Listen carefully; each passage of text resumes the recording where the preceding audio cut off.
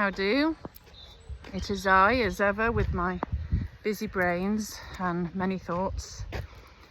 Two things. I've mentioned it before, but I'd like to try and understand how this new procedure at GPs is more efficient. Where in the old days, last week, you would ring up and get an appointment. Now you can ring and you have to fill a form over the phone, go online, fill a form, or go in person and I'll give you an iPad to fill a form.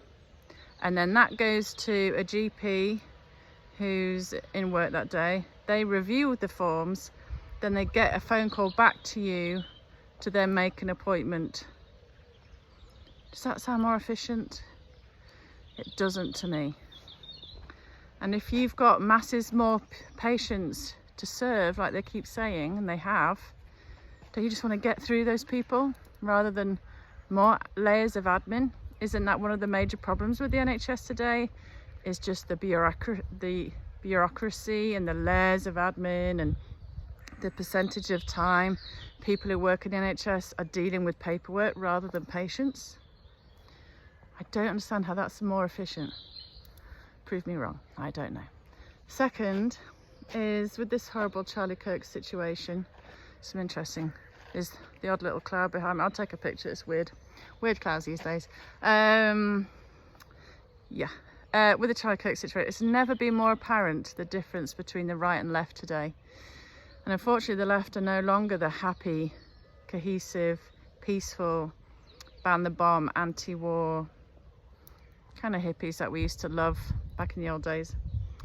And it's evident when you hear, apparently the Met Police have confirmed that out of the, I think it was 28 arrests on Saturday, only 8, I think, or it could be 26 arrests, 8 were only from the pro-British rally, and the rest were from the very small anti-rally who had like a tiny number of people. It looked like a small group to me, compared to the masses of pro-British with only 8 arrested. That's tiny. I've never heard of such a small amount, actually.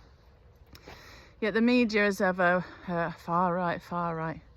And I honestly don't think there's any far right. If there is, there might be 1 or 2 nutters. You're always going to get 1 or 2 idiots.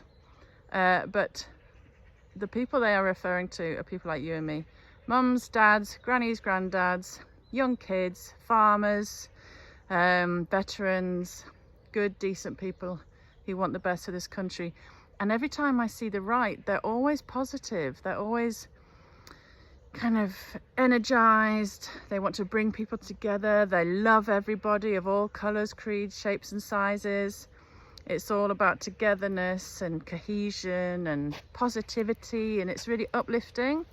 And then these days, whenever you listen to a liberal, it's very antagonistic, very hateful, very divisive, very negative. Blame, point the finger, name calling relentlessly. And as I've said many times, if you want to go to actual stats in terms of who we need to be focusing our time on, you look at Europol stats, then way above is Islamist terrorism. Second is far left. But for some reason, and far right is right at the bottom. Tiny numbers. That's all we ever hear about.